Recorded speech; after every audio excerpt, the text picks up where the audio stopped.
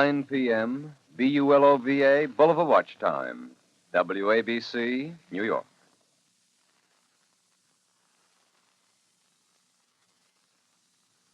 The Columbia Network takes pride in presenting Orson Welles in the first production of a unique new summer series by the Mercury Theatre on the Air.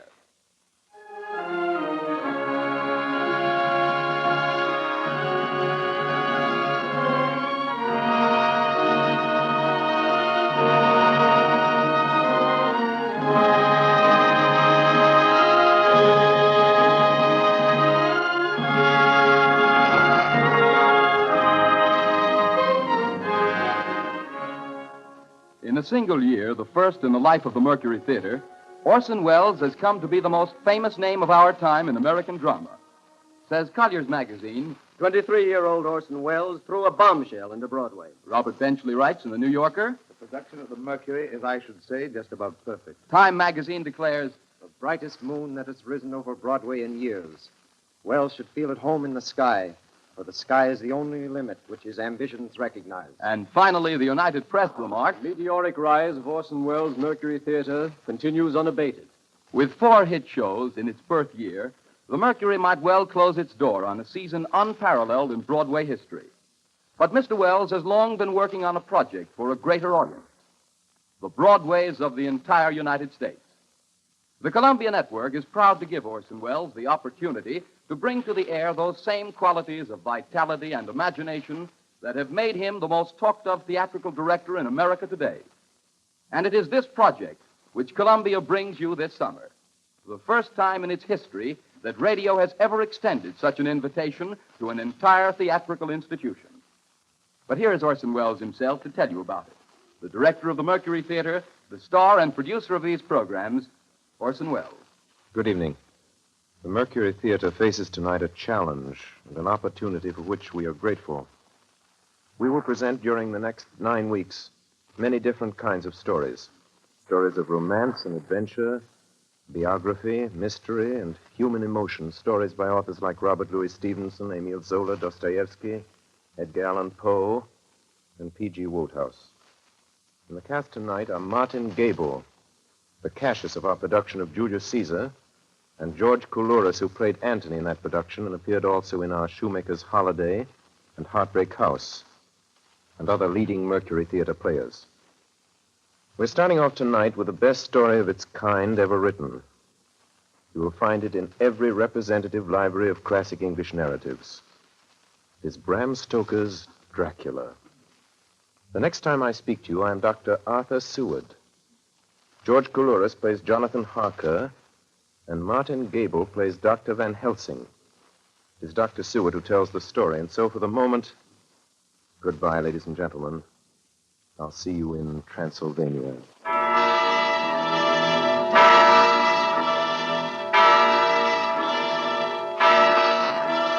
The Mercury Theatre on the Air presents Orson Welles as Count Dracula in his own version of Bram Stoker's great novel, Dracula.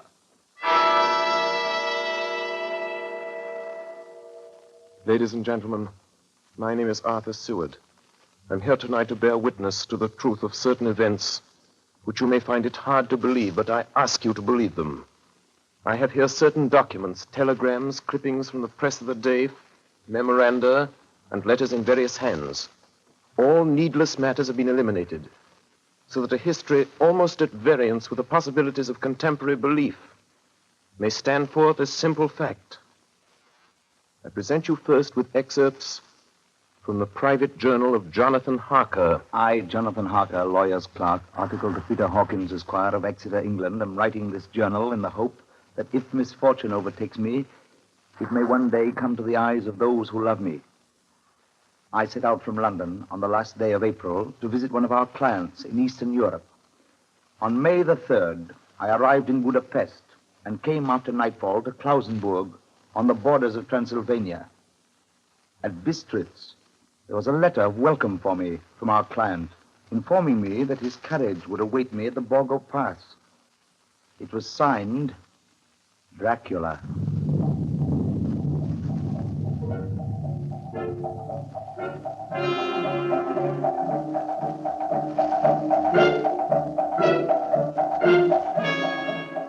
Bukovina! Couch for Bukovina!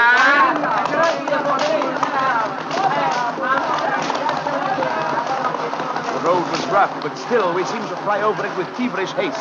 When it grew dark, there seemed to be some excitement among the passengers. They kept speaking to the driver and looking at me and urging him on to greater speed.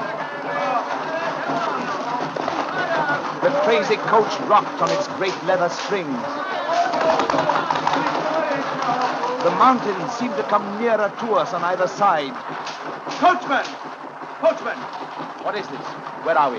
You're nearing your destination, young hare. This is the Borga Pass.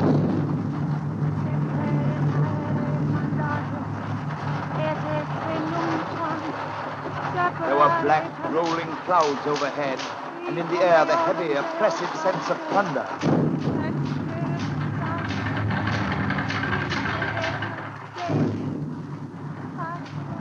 Now, we were through the pass. The young hare is not expected after all.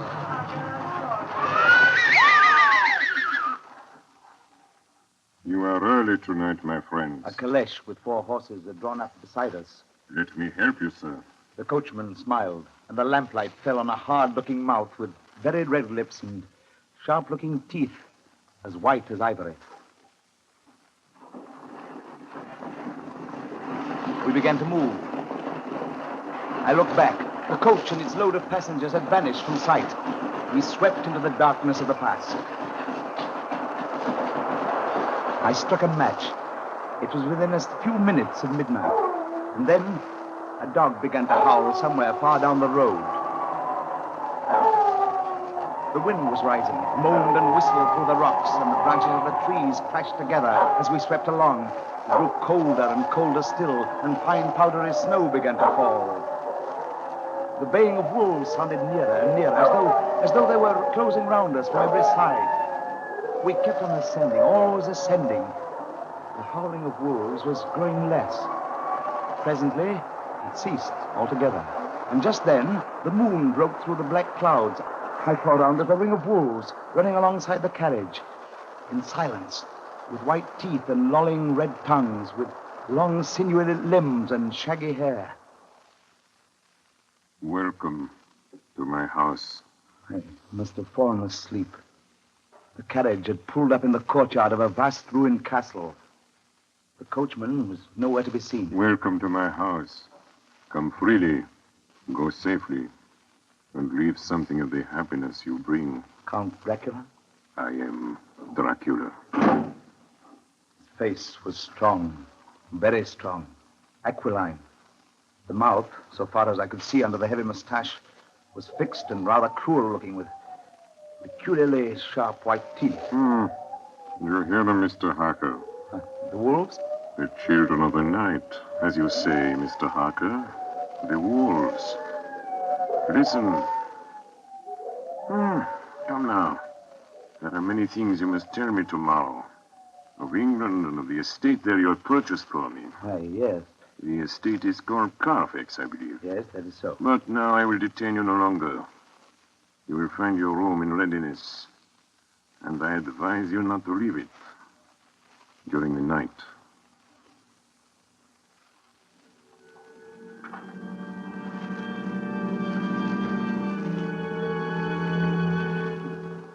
This castle is on the very edge of a terrible precipice.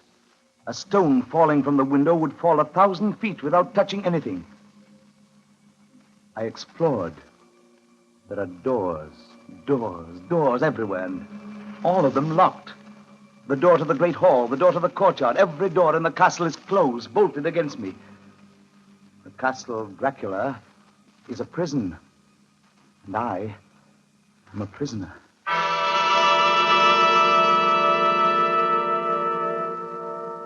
The next night, I could not sleep. So after a few hours, I got up and, lighting my candle, I placed my shaving mirror on the dressing table and was just beginning to shave. You seem restless, Mr. Harker. I had not seen him, although the reflection of the glass covered the whole room behind me. I turned to the glass again. Count Dracula was close to me, and I could see him over my shoulder, but there was no reflection of him in the mirror. It was blank. I started and cut myself on the side of the throat. The blood was trickling down my neck. Count, my mirror. The blood! The blood! Wipe the blood from your face, Mr. Harker. And take care how you cut yourself. It is more dangerous than you think in this country.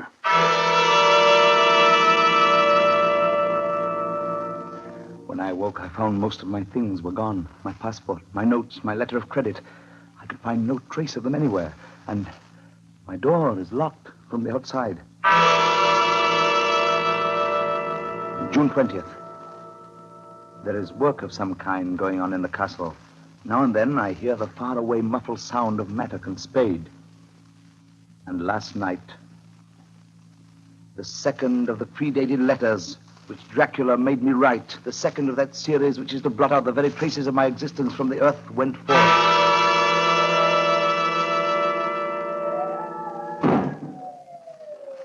Count Dracula. Yes, my young friend. Well, what of me? When am I free? When can I leave this place? Free? Mr. Harker, you're always free. You want to leave? Would you like to leave tonight? Yes, in God's name. My dear young friend, not an hour shall you wait in my house against your will. Come, follow me.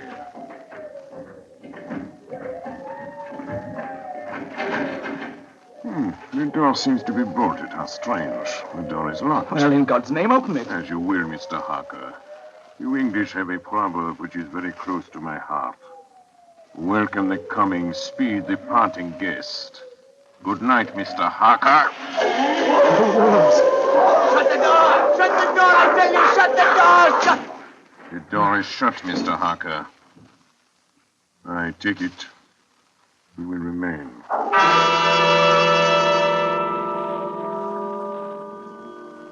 Morning, June the 30th. These may be the last words I ever write in this diary. Oh, God preserve my sanity. I have never seen Count Dracula by day. At sunrise, at the first cockcrow, he is gone. I do not understand these things. I only know that the wolves obey him, and that he is a man with hair on the palm of his hands, with sharp teeth, and no blood in his face. He casts no shadow. He cannot be seen in a glass, and he moves like a bat across the sheer face of the castle walls. He eats no food, and is mortally afraid of the crucifix. As I write this, I hear in the courtyard the rolling of heavy wheels and the cracking of whips. And there is in the passageway below a sound of heavy boxes being set down. Boxes shaped like coffins. And I know what they hold. The boxes are filled with holy earth from the chapel beneath the castle. It is the last box being nailed down. And now I hear the heavy feet tramping again. The door's shut. The chains rattle.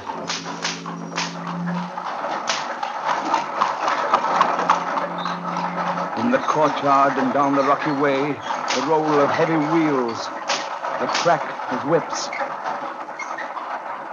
Help! Help! Help! The wagons have gone. I'm alone in the castle. I'm alone in the castle. I'm alone in the castle. I'm alone. I'm alone. I'm alone. Ladies and gentlemen, this is Dr. Seward. Mr. Harker's journal terminates at this point. I now present in evidence a clipping dated August 8th of that year from the Yorkshire Telegraph from our correspondent in Whitby. One of the greatest and suddenest storms on record was experienced here today. The weather has been somewhat sultry, but Saturday evening was fine. The band was playing. The piers were crowded with holidaymakers. The wind fell away entirely during the evening, and there was a dead calm. There were but few lights at sea. The only sail noticeable was a foreign schooner under full canvas, which was seemingly going westward. A little after midnight came a strange sound from over the sea, and high overhead the air began to carry a strange, faint, hollow booming. Then, without warning, the tempest broke. And there, with all sails set, was the foreign schooner rushing with terrific speed toward the shore. A searchlight was turned on her. And there, lashed to the helm, was a corpse with drooping head which swayed horribly to and fro at each motion of the ship. A moment later, she crashed. And then a strange thing was seen. At the very instant she touched, a huge dog sprang up on deck from below and, running forward, jumped from the bow onto the sand and, making straight up the east cliff toward the graveyard, vanished into the night. The Coast Guard, going aboard at dawn, found the dead man fastened to a spoke of the wheel. Tightly clutched in one hand was a crucifix. The man must have been dead for quite 2 days. In the pocket of the dead man's coat was found a bottle, carefully corked, containing a roll of paper. This proved to be an addendum to the ship's log. There was found on board only a small amount of cargo, and that of a most unusual nature. Apparently the ship carried nothing but earth. Common earth. Packed away in wooden boxes, shaped much like coffins.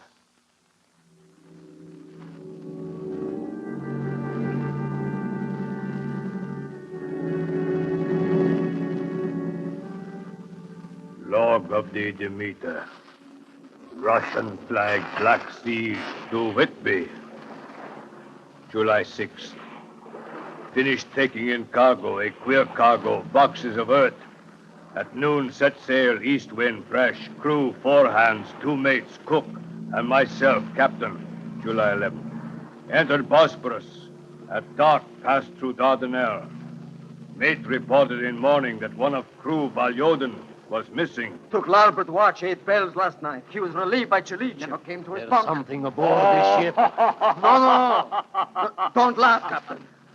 In the rain last night. Oh? A tall, thin man go up companionway and along the deck forward and disappeared. When I go to the bow, no one. And the hatchways all closed. July 22nd. Rough weather last 3 days. All hands busy with sails. No time be frightened. Past Gibraltar and out through straits. All well. July 24th. Last night, another hand was lost. Disappeared. By Chelichev. Leave off watch, midnight. Then we never see him again. Double watch now. I don't take watch alone no more. Double watch. Double watch. July 29th. Had single watch tonight as crew too tired to double. When morning come... Hey! Hey, below! Panoitin! Panoitin!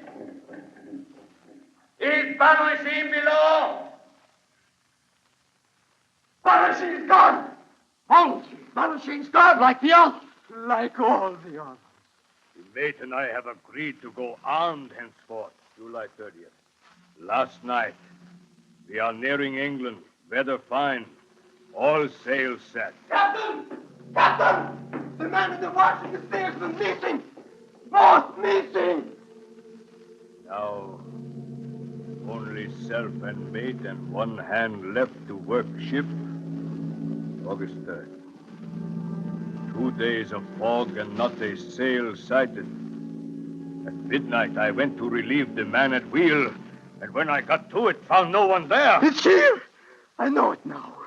I saw it. Like a man, tall and thin and ghastly pale. It was in the bows looking out. I gave it the knife, and my knife went through it. What? Empty as air. What is it? What are you talking about? It's here, and I'll find it. It's in the hold. In one of those boxes of earth. I'll unscrew them one by one and see. And see. He is mad. Stark raving mad. It's no use my trying to stop him. He can't hurt those big boxes. They are invoiced as common earth. He's there, down in the hold. I know the secret now. The sea will save me from him. That's all that's left. That's all that's left. August 4th. I am all alone on my ship. And still the fog. I dared not go below. I dared not leave the helm. So here all night I stayed, and in the dimness of the night, I saw it. I saw him. God forgive me, but the mate was right to jump overboard. It was better to die like a sailor in the blue water. But I am captain, and I must not leave my ship. I shall tie my hands to the wheel when my strength begins to fail, and along with them I shall tie that which it dare not touch, my crucifix. I am growing weaker, and the night is coming on. God and the Blessed Virgin help a poor ignorant soul trying to do his duty.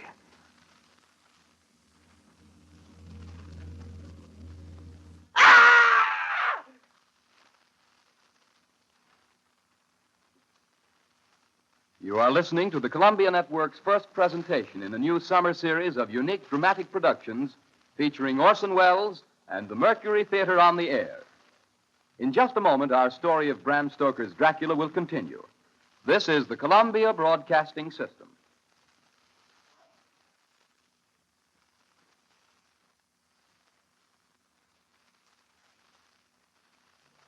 WABC, New York.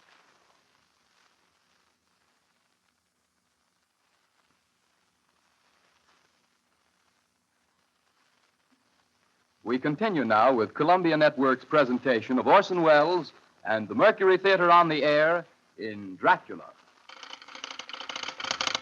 Telegram, Seaward, Perfleet, to Van Helsing, Amsterdam. Lucy Westenra in alarming condition.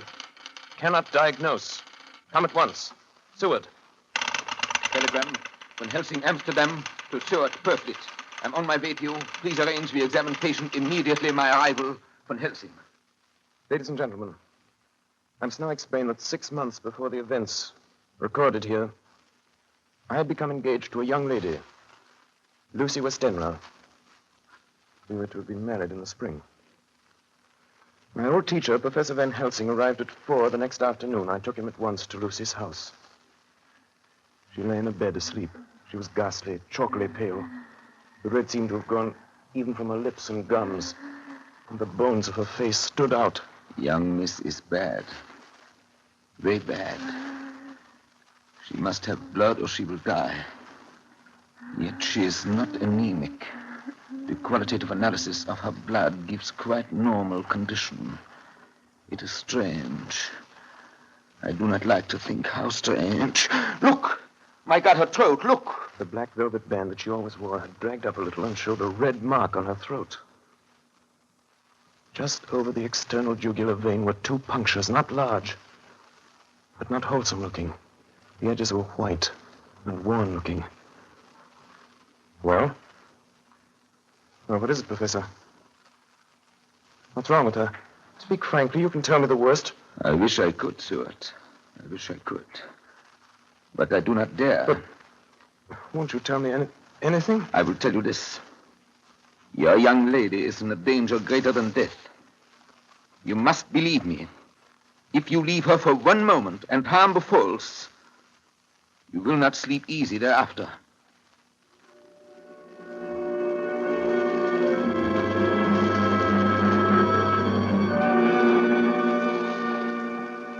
September 8th. I sat up all night with Lucy. Arthur, I'm afraid. Night, dear. You can sleep tonight. I'm here watching you. Nothing can happen. And I promise if any sign of bad dreams, if I see anything, I'll wake you at once. You will? Will you really? Then I'll sleep.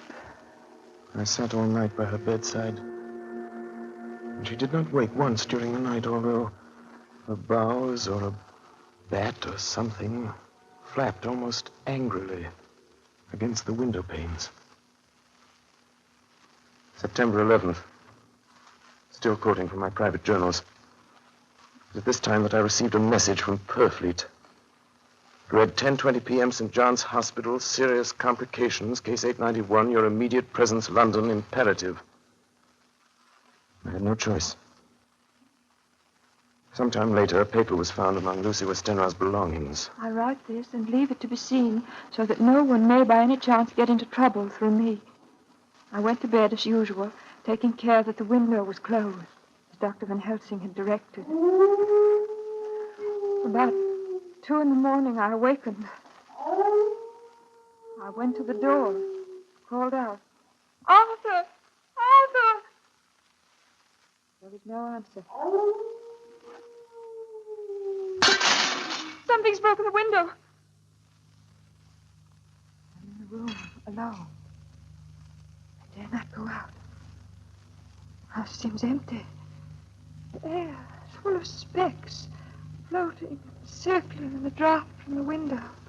And the light burns blue, dim. What am I to do? Something very sweet and very bitter all around me. And I seem sinking into deep water. And there's a singing in my ears. You shall be flesh of my flesh, blood of my blood. September 12th. Late. Only resolution and habit can let me make an entry tonight.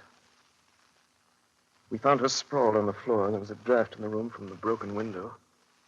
Her throat was bare, showing the 2 wounds, looking horribly white and mangled. We are too late, my friend. We have failed. God's will be done. She's dying. Yes. She's dying. Stay beside her. It will make much difference, mark me, whether she dies conscious or in her sleep.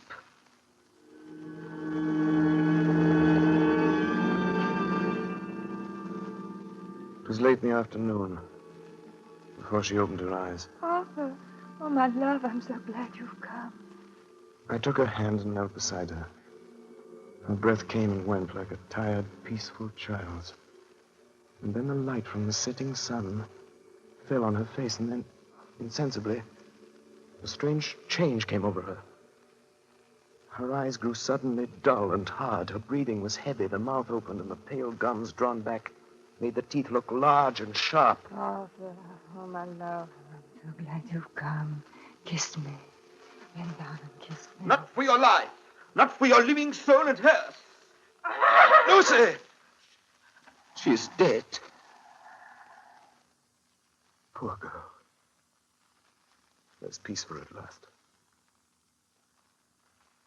The end. Not so. It is only the beginning. Wait and see.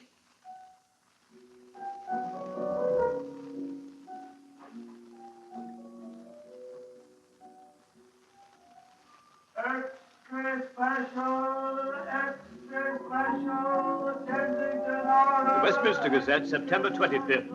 A Hempstead mystery. The Kensington horror, the stabbing woman, and the woman in black are vividly recalled to mind by a series of events that have taken place recently in the neighborhood of Hempstead. Several cases have occurred of young children straying from home or failing to return from their playing on the heath. In all these cases, the children have given as their excuse that they have been with a beautiful lady who offered them chocolates. In each case, the child was found to be slightly torn or wounded in the throat.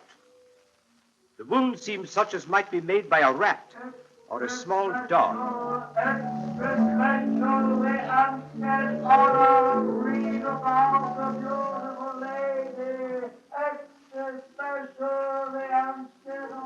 The Hempstead horror. Another child injured by the beautiful lady. We have just received intelligence that another child missed last night was only discovered late in the morning. It has the same tiny wound in the throat. Well, Stuart, what do you think of that? You mean to tell me, my friend, that you still have no suspicion as to what poor Lucy died of? Nervous prostration, following Great loss and waste of blood. And how was the blood lost or wasted? You are a clever man, my friend, and a good doctor. But you do not believe that there are things that you cannot understand. You are wrong, Stuart. Are you aware of all the mysteries of life and death? Can you tell me why in the pampas there are bats that come at night and open the veins of cattle and horses and suck dry those veins? How in some islands of the western seas there are bats which hang on trees all day, and then when the sailors sleep on deck because it is hot, flit down on them, and then in the morning are found dead men, as white as Miss Lucy was? I understand none of these things. After tonight, Stuart, if you dare to come with me, perhaps then you will understand. September 29th. Before dawn. Now it is done. And I would sooner die 1,000 deaths than live again through what I did this night. We will spend the night, you and I, here, in this churchyard where Miss Lucy is buried. We enter the tomb. And then? We open the coffin. You shall yet be convinced. Take care, Van Helsing. Miss Lucy is dead, is it not so? Then there can be no wrong to her. But if she is not dead... With some difficulty, we found the Westenra tomb. I took up my place behind a yew tree. On one side of the tomb, Van Helsing on the other. I was chilled and frightened. Suddenly, I saw something moving between two yew trees. A dim, white figure which held something at its breast. The figure stopped. I could not see the face, for it was bent down over what I saw to be a fair-haired child. There was a sharp little cry, such as a child gives in sleep, or a dog as it lies before the fire and dreams. Then the thing saw us. She drew back with an angry snarl. The lovely blood-stained mouth grew to an open square. If ever a face meant death, I saw it at that moment. Then suddenly she turned and vanished in the direction of the tomb. The child is not harmed. We leave him in a safe place where the police find him. There's more to do. Come. Now we were in the tomb. Then in the coffin, the thing lay. Like a nightmare of Lucy, the pointed teeth, the blood-stained mouth. Van Helsing never looked up. From his bag, he took out a book, his operating knives, a heavy hammer, and a round wooden stake, some 2 or 3 inches thick, sharpened to a fine point, and hardened over a fire. Stuart! The life of this unhappy woman is just begun. Then she become what you call undead. There comes with the change the curse of immortality. She cannot die, but must go on age after age, adding new victims. Because all that die from the preying of the undead become themselves undead and prey on others. So the circle goes on, ever widening as the ripples from a stone thrown in the water. But if this lady, this undead, be made to rest as true dead, then the soul of the poor lady whom we love shall be again free. Tell me, what am I to do? Take this stake in your left hand, the hammer in your right. Yes? Place the point over the heart. Yes? Then, when I begin the prayer for the dead, in God's name strike. Are you ready? Now, Domine Jesu Christe, Fili de vivi, qui manus tuas ex voluntate Patri.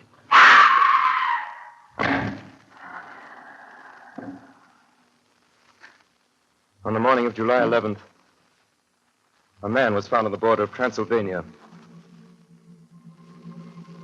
He talked wildly of wolves and boxes of earth and blood, and gave his name as Jonathan Harker.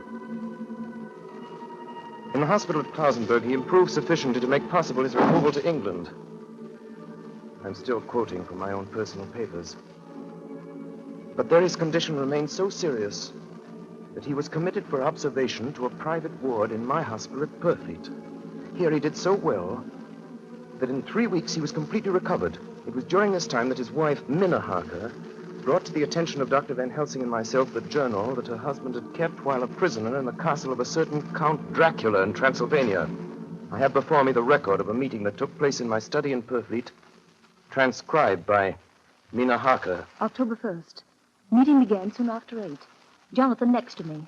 Dr. Seward opposite to Van Helsing at the head of the table. My friends, there are such things as vampires. Had I known at first what now I know, one so precious life had been spared to many of us who love her. The vampire which is amongst us is of himself so strong that he can direct all the elements. The storm, the fog, the thunder. He can command all the meaner things, the moth and bat, the owl and the fox and the wolf. How, then, are we to begin our strike to destroy him? How shall we find his place? And having found it, how can we destroy? My friends, it is a terrible task that we undertake. To fail here is not mere life or death. If we fail, we become as him. Foul things of the night, as him. What do you say? I answer for myself. Count me in. I'm with you. The professor laid a small golden crucifix on the table. We took hands, and our solemn pact was made. My friends, we too are not without strength. The vampire flourishes on the blood of the living. Without this, he cannot live. He throws no shadow. He makes no reflection in a mirror. He can transform himself to a wolf, to a bat. He can come on moonlight rays as elemental dust. He can see in the dark. He can do all these things. Yet he is not free. His power ceases at the coming of the day. Then, until night, he must remain in the shape in which he finds himself, and except in his coffin home, in those earth boxes, he cannot rest. When we can confine him in his coffin, then, my friends, if we obey what we know, we will destroy him. At that moment, something flapped wildly against the window. Then Did you hit it? I don't know. we looked out of the window. Against the black sky, we could see nothing. Data in our possession. From the Count's castle in Transylvania to Whitby came 50 boxes of earth. All of these, to our certain knowledge, were delivered at Carfax. Recently, 12 of these boxes have been removed. First step, ascertain whether all the rest remain in the deserted house next door or whether any more have been removed. We must trace each of these boxes and sterilize the earth with holy water so that he can no longer seek safety in it. And we must hurry. The events of the next few days are described in Jonathan Harker's journal. October 2nd, 5 a.m. Just returned from the empty house. Left Mina here at home. Well, we've done our work at Carfax. The place was filthy. The air stagnant and foul and alive with rats. We counted the boxes. Only 38 of them. And over each one, the professor went through his same mysterious work. It was dawn when we got back. I found Mina asleep. She looks paler than usual. October 2nd. Soon after they left, I fell asleep. I remember hearing the sudden barking of the dogs. And then there was silence. I got up and looked out of the window. There was a thin streak of white mist moving across the grass along the wall of the house. It dawned on me that the air in the room was heavy and dank and cold. The gaslight came only like a tiny red spark through the fog. I could see through my eyelids. The mist grew thicker and thicker. Then, as I looked, the spark divided and seemed to shine on me through the fog like two red eyes. You shall be flesh of my flesh, blood of my blood, blood of my blood.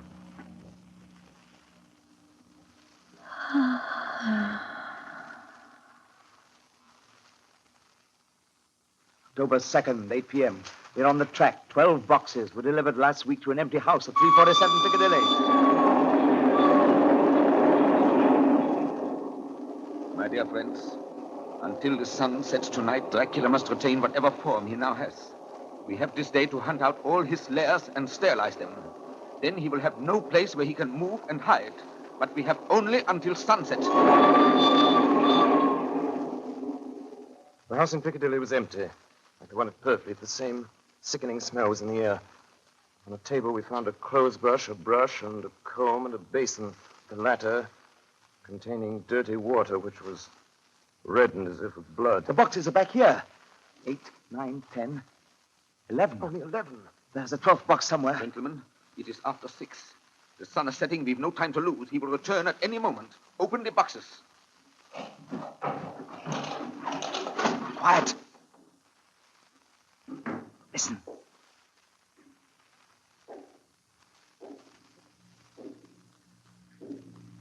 Be ready.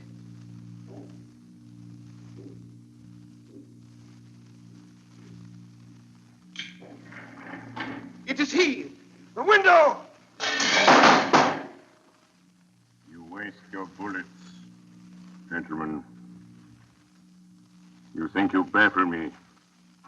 You with your pale faces all in a row like sheep in a butcher's. You think you've left me without a place to rest. But I have more. And time is on my side. The one you love is mine already. I have known her. Already my mark is on her throat. Flesh of my flesh. Blood of my blood. She is with me always. Over land or sea.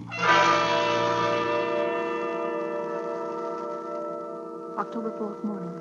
Another meeting in the study of Turkey. We must find that last remaining box, gentlemen. We must find it. As long as that earth exists impure, as long as there remains one place of refuge for Dracula, there is no safety and no peace for any soul in England. And for the undead, never peace so long as he lives. Blood of my blood. Blood of my blood. Mina! How do you know that, Special? Quiet. Quiet. With me always, over land and sea. Mina, darling, how did you know that Dracula said those... I don't know. The words just came. Strange. There are times when somehow I feel that I'm with him. At sunset? Yes. Just at sunset. And again at sunrise.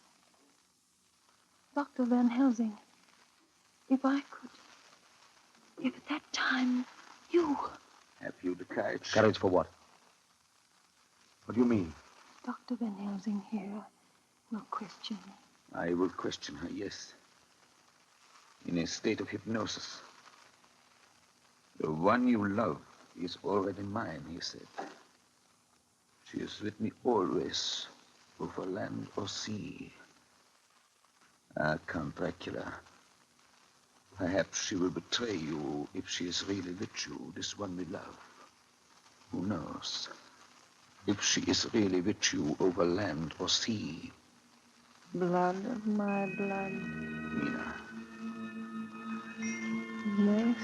Answer me, Mina. Are you with him? Yes, I am with him. Where are you?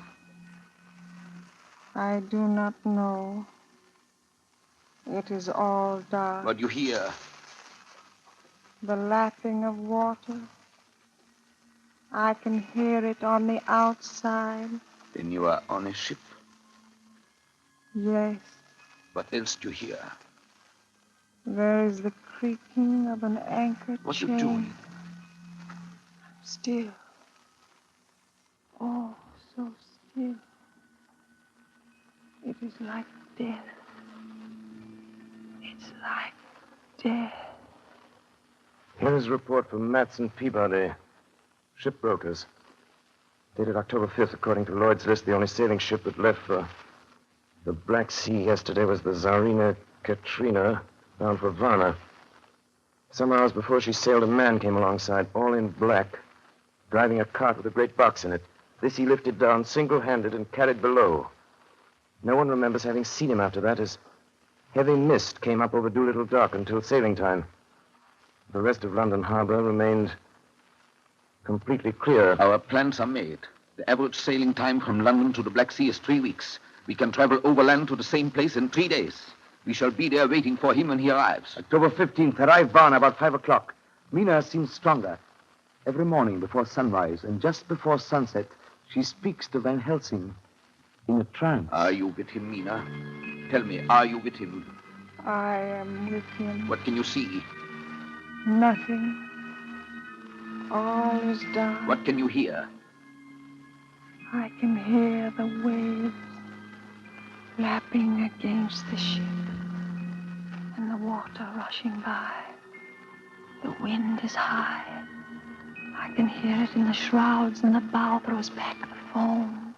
So, the Tsarina Katrina is still at sea, hastening on her way to Varna. The Count cannot cross running water, so he cannot leave the ship without being observed. What do you hear, Mina? Lapping waves and rushing water. Darkness. Darkness and wind. A whole week of waiting. Daily telegrams from Lloyd's. Not yet reported. Not yet reported. Not yet reported. Rushing water and creaking masts. Darkness. Darkness and wind. October 24th. Telegram. Lloyd's, London to Harker. Tsarina Katrina reported this morning from Dardanelles. Lloyd's, London to Harker, October 28th. Tsarina Katrina in heavy fog reported entering Galatz Harbor at 1 o'clock today. Galatz! Galatz is 38 hours from here, and the first train for Galatz leaves at 6:30 tomorrow morning. My friends, we have lost. I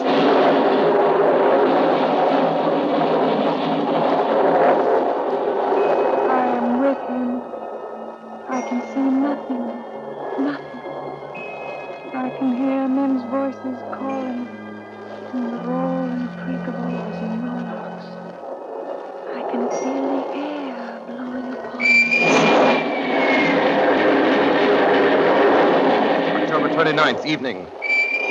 We are due between 2 and 3 in the morning, but already at Bucharest we are 3 hours late. Something's going out. I can feel it pass me like a cold wind. I can hear far-off confused sounds. Men talking in strange tongues. Here's falling water and the howling of wolves. There's another sound. A queer sound. Like what? Speak, Mina. Speak, I command you. I command you to speak.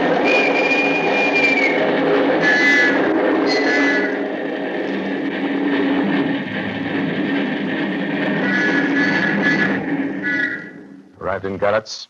Saw Captain Tsarina Katrina. A man come aboard with an order an hour before sunup to receive a box for a party by the name of Dracula. Not his peppers, or eat. Emmanuel Hiddlesheim, his name was. Mr. Hiddlesheim? Yes. You unloaded the box yesterday. I gave it to Kyloff by order. Kyloff. Mr. Kyloff? Right, look. This morning they find him dead inside the churchyard of St. Peter. They find him dead with his throat torn open. October 30th, evening. There are 2 ways in which Dracula can get back to his own place. By land or by water. We've examined the map and find the most likely river is the Sereth. You and I, Seward, will charter a steam launch and follow him up the river. Van Helsing and Mina will take the train to Veresti, and from there they will From there we shall go in the track where Harker went, from Bistritz over to Borgo. If you have not caught him before, we shall be awaiting Dracula there.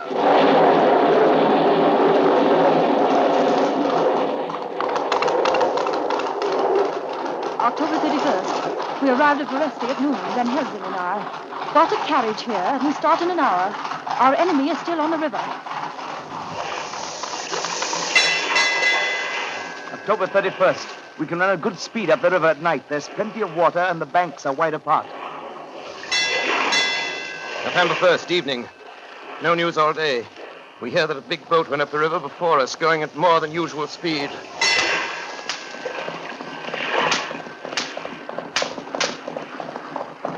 November 4th. All day driving. The country gets wilder as we go. By morning, we shall reach the Borgo Pass. November the 4th evening. We've left the launch. We've got horses, and we follow on the track along the river. We are armed. Look! Quick!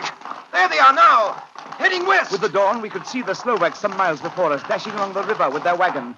On it is the great box.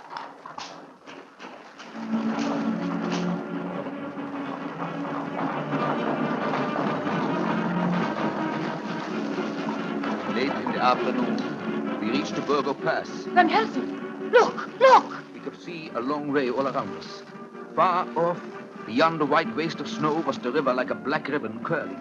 Between us and the river, not afar off, came a group of men, mounted Slovaks hurrying along. In the midst of them was a wagon which swept from side to side. On the wagon was a great box. Look! We see two horsemen following fast, coming up from the south. Stuart and Parker, the Slovaks with their heavy wagon, are losing their ground. Now the horsemen are not more than a mile behind. Now the wagon is quite close to us. We can see the great box swaying crazily. Now they are almost upon us.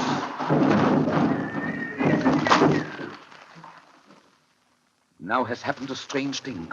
The wagon smashed into a great rock bed in the snow, lost its front wheels, and turned over on its side, jammed against the stone. The horses tore loose from their traces and bolted, and the Slovaks scatter and vanish after them. Then silence. Silence like comes after ringing a bell. Look. His face. It is Dracula, sprawled out stiff and twisted in the smear of his own holy earth. The box, in falling, has emptied the dirt onto the snow. His face is old-looking. The skin is like paper. Dr. Seward, there's no time. Look at the sun. Sunset. In 1 minute, there's darkness, and he is forever lost to us. Have you the stake of wood and the hammer? Here. Now, Seward, pray for us. Kneel down and pray. Harker, the stake of wood over his heart. Be not afraid, Harker. Do not look into his eyes. The hammer. Now, Harker, strike. Strike!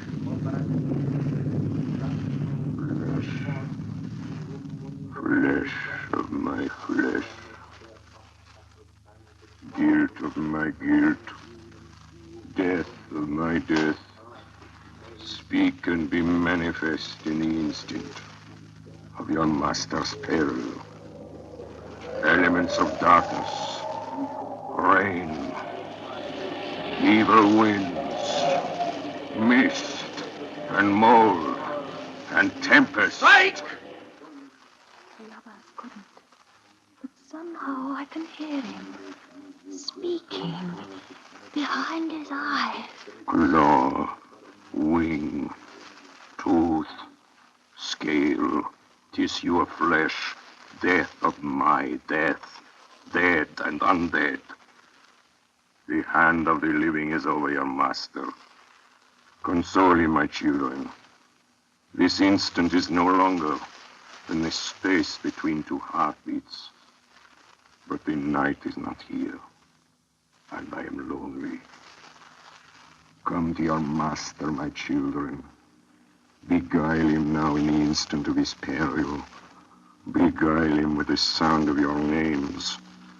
Claw, wing, tooth, scale, tissue of flesh. Strike, Harker, strike! There is one very dear to me who has not answered. My love, Mina. There is less than a minute between me and the night. You must speak for me.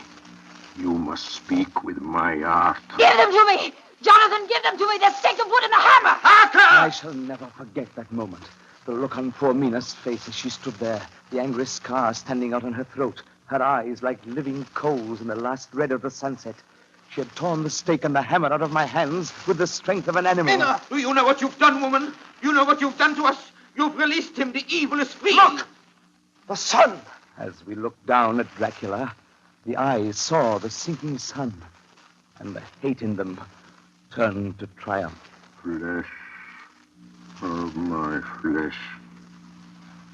Come to me, my love. come into the night and the darkness. You have served me well, my love, my bride, my...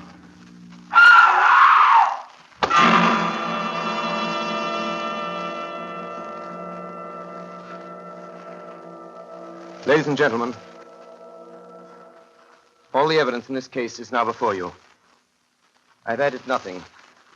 And to the best of my knowledge, I've omitted nothing that might help to throw light on the extraordinary events of the year 1891, which culminated on that terrible evening in the Borgo Pass. There remains only this one last report. When Mina Harker seized the stake and hammer from her husband, I believe she was under some form of hypnosis. She herself remembers nothing. But whatever influence was at work on her, she must, at the last moment, have rejected it. For at the exact instant the sun disappeared, it was Mina Harker who drove the stake through the heart of the thing that called itself Dracula. At that same instant, even as we looked, the wound on the side of her throat was no more. As for Dracula, before the scream of the creature had died from our ears, the whole body crumbled into dust and passed from our sight. In the final moment of dissolution, there was in the face a look of peace, such as I never could have imagined might have rested there.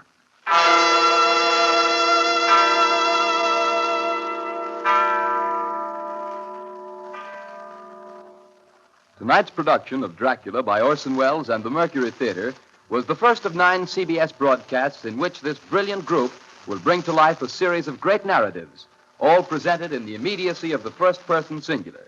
In presenting them each Monday evening at this time during the summer season, the Columbia Network is bringing a complete theatrical producing company to the air for the first time. In the cast tonight, Dr. Van Helsing was played by Martin Gable, Jonathan Harker by George Coulouris, Dr. Seward by Orson Welles, the Russian Captain by Ray Collins, the Mate by Carl Swenson, Mina Harker by Agnes Moorehead, Lucy Westenra by Elizabeth Farrer, and Count Dracula by Orson Welles. Bernard Herrmann composed the original music and conducted. Dan Seymour speaking. Davidson Taylor supervised the production for the Columbia Network. And now here is the director to tell you about next week's Mercury Theatre production, Mr. Orson Welles. Ladies and gentlemen, what are your favorite stories? If there is one you're particularly fond of and would like to hear on the air, will you please write me about it? Next week, the Mercury Theatre is going to tell you Robert Louis Stevenson's exciting yarn about pirates and the sea, Treasure Island. Until then, just in case Count Dracula has left you a little apprehensive, one word of comfort. When you go to bed tonight, don't worry. Put out the lights and go to sleep. It's all right. You can rest peacefully. That's just a sound effect. There. Over there in the shadow, see? It's nothing. Nothing at all. Nothing at all. I think it's nothing. But always remember, ladies and gentlemen, there are werewolves. There are vampires. Such things do exist.